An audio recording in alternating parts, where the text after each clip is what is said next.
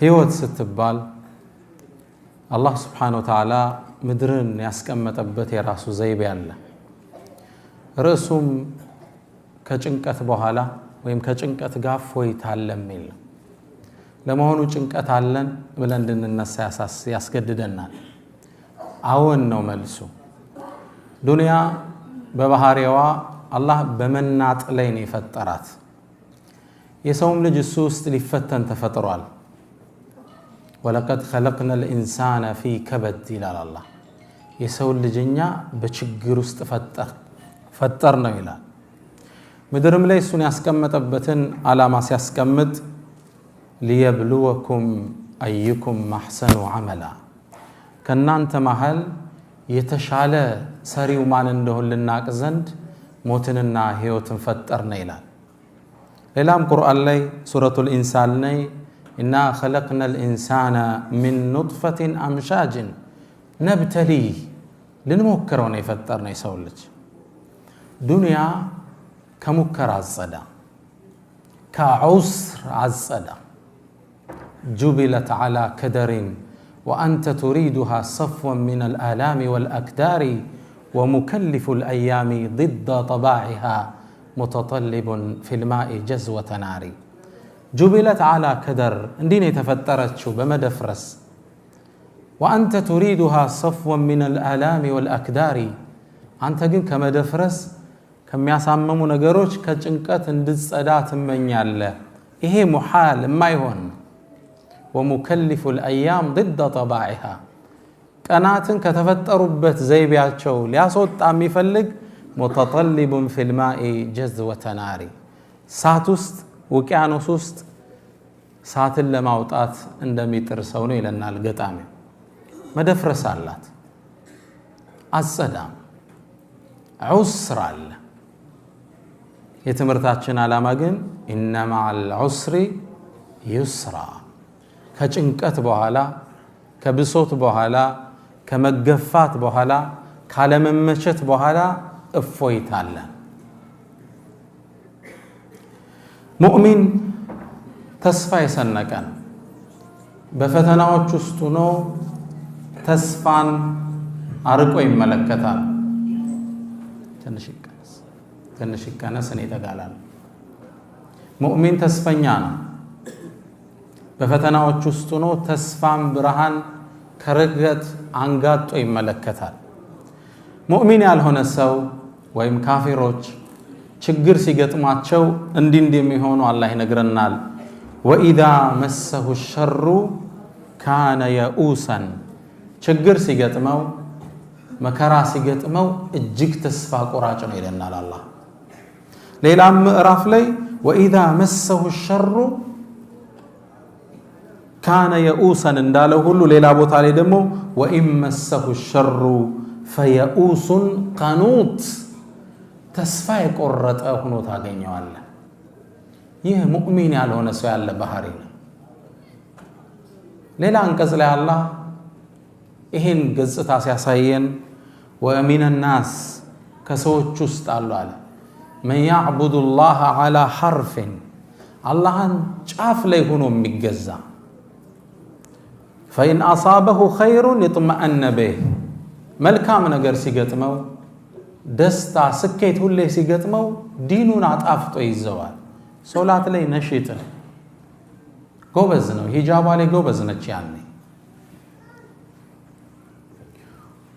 وإن أصابه فتنة فتنا ሲገጥመው ሙከራዎች ሲገጥሙት አልሳካለት ሲል انقلب على وجهه خسر الدنيا والآخرة ذلك هو الخسران المبين ወደኋላ ሲገለበት ታገኘዋለህ ይላል አላህ ሙእሚን ዑስር ሲገጥመው አልሳካለት ሲል ተስፋን ነው የሚያንጋጠው اذا رايت الحبل يشتد ويشتد ገመዱ ሲወጠር በጣም ስታየው እንደሚበጠስ እርግጠኛ ሁን ይሄ ነው መርሁ እንጂ ወደ ሱስ አይመለስም ወደ ተስፋ መቁረጥ አይመለስም ሶላትን አይተው ሂጃባ ላይ አትዘናጋም حرام ላይ አይዘናጋም ይህ ሙስሊም ያልሆነ ባህሪያዎችን ነው አላህ የሚገልጽልን انقلب على وجهه خسر الدنيا والآخرة ليس من مات فاستراح بميت إنما الميت ميت الأحياء إنما الميت من يعيش كئيبا كاسفا باله قليل الرجاء يموت مالت قبر ውስጥ ገብቶ ያረፈ አይደለም የሞተ ማለት ዱንያ ላይ ተስፋ ቆርጦ ስሜቱ ተጎድቶ ፊቱ ተኮሳትሮ እንዲህ ብሎ የሚኖር ነው አላህ ዘንድ ተስፋ የሌለው አዛኝ ጌታ የሌለው የሚመስል ሰው ማለት ነው አላህ ምድርን በህግጋቶች አስቀምጧቸዋል ከተቀመጡ ህግጋቶች ውስጥ ምናልባት ተፈጥሯዊ ህጎች የምንላቸው በተለምዶ የግራቪቲ ህግ አለ የመሬት ስበት ህግ የንፋስ ፍሰት ህግ የፀሐይ ፍሰት ህግ እነዚህ በፊዚክስ ቋንቋ ተፈጥሯዊ ህጎች የምንላቸው ናቸው ማህበራዊ ህይወትም ላይ አላህ ህግ አስቀምጧል ከነዚህ ህጎች ውስጥ بعد عسر يسرا ከጭንቀት በኋላ አትጠራጠር እፎይታለ ከማልቀስ በኋላ ፈገግታለ ከህመም በኋላ መፈወሳለ ስራጦ ከመንገላታት በኋላ መልካም ስራ ማግኘት አለ ከችግር በኋላ ደስታ አለ ከስር በኋላ መፈታት አለ እነዚህ ህግ ናቸው ወለን ተጅደ لسنة الله تبديلا ለነዚህ አላህ ህጎች መለወጥን አታገኝም ነው የሚለው አላህ ወለን ተጅደ لسنة الله تحويلا መቀየርን አታገኝ ቋሚ ህግ ነው إنما مع العسر يسرا وإن مع العسر يسرا ሚለው ዑለማዎች ወስደው ዑስር ሚለው መጨነቅ መጠበብ ሚለው የተገለጸው በላመት ታሪፍ ነው العسر ነው يسر ደግሞ بغير ላመት ታሪፍ ነው يسر ነው አሊፍና ላም ከፊቱ የለው በአረበኛ ቋንቋ العسر ሁለቱ ዑስሮች ሲደመሩ እንደ አንድ ነው የሚታዩት يسر ደግሞ እንደ ሁለት ነው የሚታዩት አንድ መጨነቅ ሁለትን ያሸንፈው ይላል فلن يغلب العسر يسرين ግልጽና የቁርአን አገላለጽ ደቂቅ ነው ዑስርን العسر ሲደመሩ እንደ አንድ ዑስር ነው የሚታየው يسر በነጠላ ነው የመጣው فلن ولن يغلب العسر يسرين አንድ መጨነቅ መቼም ቢሆን ሁለትን መደሰት መግራራት ላይ ያሸንፈው አይችልም የትምርቱ ርዕስ ምንድነው ከጭንቀት በኋላ ደስታ አለ ከብሶት በኋላ እፎይታ አለ ነፃነት አጥተሃል ከሱ ልጀምር እስኪ መጀመሪያ እምነትህን የምትተገብርበትን እድል አጣሃል ልጆችህን በእስልምና አየር የምታንጽበትን ሜዳ አጣሃል እርግጠኛ ሁን ነገ ደስታን ታገኛለህ ምቾት ይከተልሃል ከቁርአን አንድን ሳምፕል ላንሳ የነቢዩላህ ሙሳ እናት ቁርአን ላይ የምታቋት ናት ፍርዓውን ለዓነቱላህ ዐለይህ በዘመኑ አንድን ህልም ያያል እርሱም ከበኒ እስራኤል የሚወለድ አንድ ወጣት በሱ እጅ ስልጣኑ እንደሚጠፋ ህልም አየ ያኔ ደግሞ በኒ እስራኤሎች አልሙኸልስ ነፃ አውጪው እያሉ የሚጠብቁት አንድ የአላህ ነብይ ነበር እሱም ነቢዩላህ ሙሳ ነው አለይሂ ሰላም በኒ እስራኤሎችን ፍርዓውን ባሪያ አድርጓቸው ይገዛቸው ነበር ከባባድ ስራዎችን ያሰራቸው ነበር ከዚህ የባርነት ቀንበር የሚያወጣን ነብይ ነፃ አውጪ ልካል ብለው አልሙኸልስ ይሉት ነበር ነፃ አውጪው እሱን ሁሌ ማንጋጠው ይጠብቃሉ ይሄ ጭንቀት ያልፋል ይያል በዛው አመት ፍርዓውንም ህልም አየ ይሄን ክስተት አንድን መጥፎ ውሳኔ ወሰነ ወንዶች በአጠቃላይ እንዲገደሉ ወሰነ ሙሳን እዛ ውስጥ ለማግኘት ማለት ሴቶችን ለመተው ወሰነ አላህ ቁርአን ላይ እንደሚገልጸው يقتلون أبناءكم ويستحيون نساءكم ወንዶችን ያርዱ ነበር እርድ ነው ከባድ ልጅ ስትወለድ ይቀበሏትና ወንድ ከሆነ እናቱ ጭን ላይ ያርዱታል ከባድ ፈተና ነበር ከዛ ወንዶችን በጣም ሲያርድ ከርሱ ዙሪያ ያሉ ሚኒስትሮቹ አንድ ሐሳብ አቀረቡ ያገራችን ስራ የሚሰሩልን እነማን ናቸው እነዚህ በኒ እስራኤሎች ናቸው ወንዶቹ ካለቁ አገራችን ማን ሊጠብቃት ነው አሁን እዚህ በኢቃማ የመጣው ሁሉ ቢወጣ ሀገሩ ምን ይሆናል? ከባድ ነው አይደል? ለራሳቸውም ሲሉ ነው የሚያኖሩ። ስለዚህ ምን ወሰነ ሚኒስትሩ? ምክር ቤት በምን ተስማማ? በቃ አንድ አመት የተወለዱትን ዘላቸዋለን፣ አንድ የሚቀጥለው አመት ላይ እንገላለን ብለው ወሰኑ። ነፃ በሆነበት አመት ላይ ሃሩን ተወለደ፣ የነቢዩላህ ሙሳ ወንድም አለይሂ ሰላም። ህፃናቶች በሚገደሉበት አመት ላይ አላህ ሱብሃንአላህ አሸናፊ መሆኑን ሊያሳየን፣ ህፃናት በሚገደሉበት አመት ላይ ማን ተወለደ? ሙሳ አለይሂ ሰላም። እናት ፈራች፣ ተደብቃ ወለደችው። ምን ታድርግ? ወታደሮች በመጡ ቁጥር እንዳይገሉባት አንድም ብልሃት ዘየደች። በሳጥን አድርጋ በረጅም ገመድ ሙሳን ወንዝ ላይ ትለቀዋለች። በረጅም ገመድ ወንዙ ላይ ወታደር ሲመጣ ቤት ምንም ነገር የለም። እነሱ ሲሄዱ ገመዱን ስባ ታጠባና ትመልሰዋለች። ከባድ ፈተና አላህ ሳምፕል እንዲሆነና የጠቀሰልን። አላህም ምን አለ ቁርአን ላይ ውስጥ ያሳወቃትን ነገር ሲነግረን ወአውሐይና ኢላ ኡሚ ሙሳ አን አርضዒህ፣ ለነቢዩላህ ሙሳ እናትም ከቻልሽ አጥቢው አልናት። ወኢዛ ኺፍቲ ዐለይህ፣ ይገሉታል ብለሽ ከፈራሽ ደግሞ ፈአልቂህ ፊል የም፣ ወንዙ ላይ ጣይው ልቀቂው አልናት። እንዴት እናት ልጇን ትለቃለች? ኢና ራዱሁ ኢለይኪ፣ አትጠራጠሪ ወደ አንቺ እንመልሰዋለን። ወጃዒሉሁ ሚነል ሙርሰሊን፣ ሌላ ምን ብሎ አበሰራት? ከመልእክተኞችም እናደርገዋለን። እናት ልጇን በሳጥን አድርጋ ልትለቅ፣ ገና የሚጠባ ህፃን፣ ከባድ ነው። እንደምንም ወንዙ ላይ ጣለችው። ወንዙ ይዞ ሲሄድ ስታይ ግን ማመን አልቻለችም።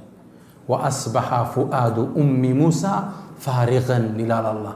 የእናትን ጭንቀት ሲነግረን ልቦናዋ በድንጋጤ ተከፍቶ አነጋ። ኢንካደት ለቱብዲ ቢህ ለውላ አረበጥና ዐላ ቀልቢሃ፣ ጩሃ ነገሩን ጉድ ልታወጣው ነበር እኛ ልቦናዋን ባናጸናት። ሄደ ወንዙ ይዞት ማንን? ሙሳን። የሚወስደው ከፊርዓውን ሊያርቀው ይሆን? አላህ ይቀጥልልናል። ሄደ የሚያቀናው ግን ወደ ፊርዓውን ቤተ መንግስት ነበር። እናት ተጨንቃለች። እህቱን ጠራችና ቁሲ ተከተይው አለቻት። ፈበሱረት ብሂ አን ጁኑብ፣ ከርቀት አየችው። ወንዞ ወደምን ወሰደው? ሊገለው ወደሚያሳደው አምባገነን መንግስት። የፊርዓውን ሚስት አጋጣሚ ሳጥኑን ስትከፍተው በጣም የሚያምር ህፃን ነው። አላህ ሲታይ ሙሳን እንዲስብ አረገው። ወአልቀይቱ ዐለይከ መሐበተን ሚኒ ወሊቱስነዐ ዐላ ዐይኒ፣ የኔም መሐባ አንተ ላይ ጣልኩብህ ይላቸዋል። ያያቸው ይወዳቸዋል። ልክ ስታየው ወደ ፊርዓውን ይዛው መጣችና ቁረቱ ዐይኒ ሊ ወለክ አለችው። የኔና አንተ ያይን ማረፊያ ያገኘን፣ ላ ተቅቱሉ እንዳትገለው፣ አሳ አን የንፈዐና ሊጠቅመን ይችላል ወደፊት፣ አው ነተኺዘሁ ወለደን ሰው ሳያውቅ ወይም ልጅ አድርገን እንዘዋለን። ፊርዓውን ያኔ ምን አለ? አማ ለኪ ፈነዐም ወአማ ሊ ፈላ፣ የኔ ያይን ማረፊያማ በጭራሽ አለ። ሊገለው ግን አልወሰንም፣ ይወዳት ነበር። ሙሳ ዓለይሂ ሰላም ማን እጅ ላይ ሆነ? ፊርዓውን ቤት ውስጥ ገባ፣ ከሚያሳደው ሰው ቤት ውስጥ እንደገባ ማልቀስ ጀመረ። ያኔ የፊርዓውን ሚስት ትእዛዝ ሰጠች። ሊያጠባው የሚችል ማን ነው? ሁሉን ጡት አልቀበልም አለ። ወሐረምና ዐለይሂ አልመራዲዐ ሚን ቀብል አለ አላህ። ጡት የተባለን ከለከል ነው አለ፣ የማንንም እንዳይጠባ። ያኔ ቤተ መንግስቱ ሲረበሽ የሙሳ እህት ከቅርቡ ናት ነበርና ይሄ ልጅ አልጠባላችሁ አለ። እንዲያው ጡትን የምታጠባ ሴት ልጠቁማችሁ፣ ማንም ህፃን ቀርቧት ጡትን የምታጠባ ሴት አለች፣ ወደ እሷ ላመላክታችሁ። የሙሳ እህት ወደ ማን አመላከተች? ወደ እናቷ አመላከተች። ያኔ የሙሳ እናት በፊርዓውን ሰራዊቶች ታጅባ ወደ ቤተ መንግስት መጣች። ምን ልታረግ?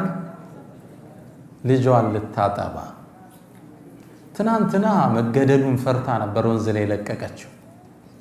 ዛሬ ደግሞ በፍርዓውን ቀጥተኛ ትእዛዝ ደሞዝ ተቆርጦላት ልጇን ልታጠባ ቤተ መንግስት ገባች።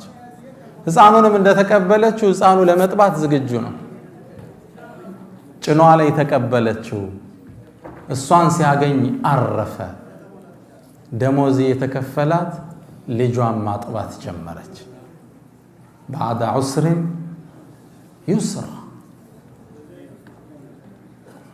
إنا رادوه إليك وجاعلوه من المرسلين ብሏት ነበር ድሮ።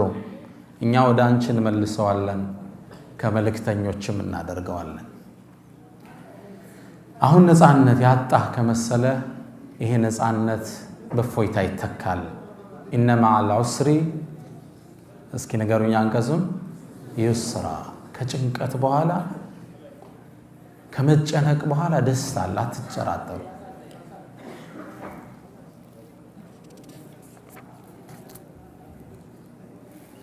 አላህ ቁርአን ላይ ይሄን ክስተት ሲያወሳልን ቁል በላቸው እስኪ አንተ ሙሐመድ መን ዩነጂኩም ሚን ዙሉማት البر والبحر ከየብሱና ከወንዙ ጽልመት ሚያድናችሁ ማን ነው እስኪ በላቸው። ተድዑነሁ ተضرعا وخيفة በፍርሃት ተጨንቃችሁ በመተናነስ ምትለምኑት ለኢን አንጃና من هذه ከዚህ ጭንቀት ካዳነን ለነኩነን من الشاكرين አላህን ካመስጋኞቹ እንሆናለን ስትሉት ጊዜ ሚያድናችሁ ማን ነው ሚያድነው? ቀልባችሁን ለመሰብሰብ ነው። ማን ነው ሚያድነው? አላሁ ስብሓነሁ ወተዓላ። አላህ አስከትሎ ምን አለ? ቁልላህ አላህ ነዋ ዩነጂኩም ሚንሃ ወሚን ኩሊ ከርብ ከዚህና ከሁሉም ጭንቀቶች ሚያድናችሁ አላሁ ስብሓነሁ ወተዓላ። ባዕደ ዑስሪን ዩስራ ኢነ መዐል ዑስሪ ዩስራ ከጭንቀት ጋር እፎይታ አለ። ከብሶት በኋላ ደስታ ድሎት አለ። ከጨለማ በኋላ ንጋት አለ። ላስከትል ሁለተኛ ከሀገርህ ተባረሃል፣ የእምነት ነፃነት አጥተህ ተሰደሃል። ምንድነው የገጠመ ህይወትህ ላይ? ያ ከሆነ አብሽር ቢኸይረ የዱንያ ወልአኺራ በዱንያም በአኺራም ስኬት አይዞ በርታ ላለው ነቢዩ መሐመድ ሰለላሁ ዐለይሂ ወሰለም ሰሉ ዐላ ረሱሊላህ። ዛሬ ጁምዓ ነው አይደል?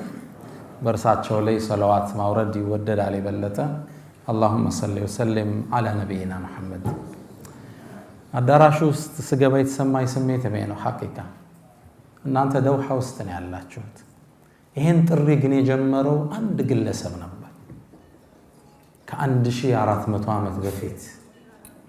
ጥረቱ ፍሬ አፍርቶ ዛሬ ይሄን የሚያህል ሰው አዳራሽ ተሰብስበናል። ሰሃቦቹ ከዓባ ዙሪያ ጨንቋቸው ረፍት ሲያጡ ለየብልغن هذا الامر ما بلغ الليل والنهار ተስፋ አትቁረጡ፣ ይሄ ዲን ፀሐይና ብርሃን ከደረሰበት ቀንና ሌሊት ከደረሰበት ይደርሳል ይሉ ነበር ነብይ መሐመድ ሰለላሁ ዐለይሂ ወሰለም። ዛሬ ሀበሻ ላይ ብንሆን አይገርመኝም ነበር። እዚህ የስደት ሀገር ላይ ይሄን ያህል ሰው ተገኝቷል። አልহামዱሊላህ ረብል ዓለሚን። ይሄ ሁሉ ማን ሚዛን ላይ ነው የሚቀመጠው? ነብዩ መሐመድ ሰለላሁ ዐለይሂ ወሰለም። አንድ ወጣት ወደ አንድ ሙፍቲ መጣና ሐጅ ለእናት አባት ይደረጋል አይደል? አንዱ ነሸጥ አለና የዛሬውን ዑምራ ለነብዩ ሰለላሁ ዐለይሂ ወሰለም ነው ማረገው አላቸው። ለሙፍቲው መጥቶ በቃ ለርሳቸው ይሁን ለዋሉልኝ ለታሲል ሙፍቲው ምን አሉት? ለራስህ አድርግ፣ አንተ የምትሰራው ሁሉ እኮ ዙሮ